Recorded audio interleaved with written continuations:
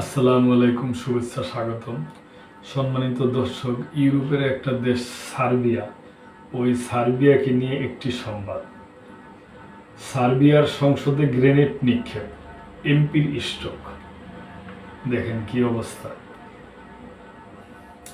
সার্বিয়ায় সংসদের ভিতর সরকার ও বিরোধী দলীয় এমপিদের মধ্যে চরম হট্টগোল হয়েছে। এ সময় সরকারি এমপিদের লক্ষ্য করে ধোঁয়ার গ্রেনেড এবং কাঁদানে গ্যাস ছড়ছেন বিরোধী দলের এমপিরা। ঘটনার ভয়াবহতায় এক এমপি সেখানে স্ট্রোক করেন।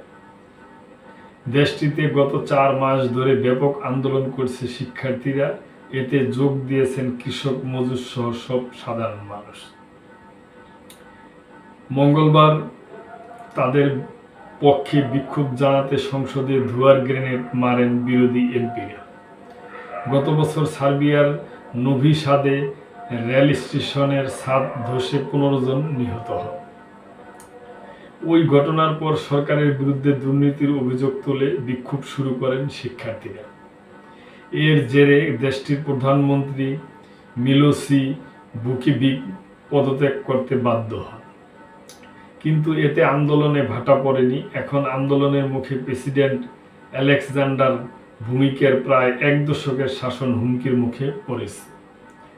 মঙ্গলবার প্রধানমন্ত্রীর পদত্যাগ ও অন্যান্য বিষয় সংসদের এজেন্ডায় আনে ক্ষমতাসীন দল সার্বিয়ান প্রোগ্রেসিভ পার্টি। ওই সময়ে বিরোধী দলের এমপিরা তাদের আসন থেকে উঠে স্পিকারের দিকে ছুটে যান এবং সংসদের নিরাপত্তা রক্ষীদের সঙ্গে বিবাদে জড়ান। অপর একটি অংশ ধোঁয়ার গ্রেনেড এবং কাঁদানে গ্যাস ছুড়ে মারে। টিভিতে প্রচারিত সরাসরি ভিডিওতে দেখা যায় সংসদের ভেতর থেকে গোলাপি ও কালো রঙের ধোঁয়া বের হচ্ছে।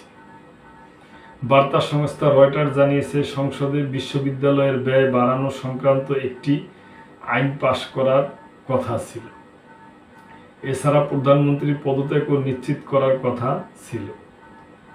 কিন্তু এই দুটি বিষয়ের অন্য বিষয়গুলো সংসদের এজেন্ডায় আনায় ক্ষুব্ধ হন বিরোধীরা। তো দর্শক, এটা সার্বিয়া একটা দেশ, ইউরোপের একটা দেশ। ওই সংসদে এই গন্ডগোলটা হয়েছে।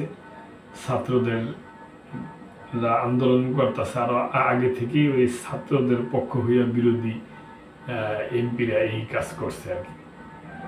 তো দর্শক, ভালো থাকবেন। এই পর্যন্তই। সাবস্ক্রাইব করে চ্যানেলটির পাশেই থাকবেন। আল্লাহ হাফেজ।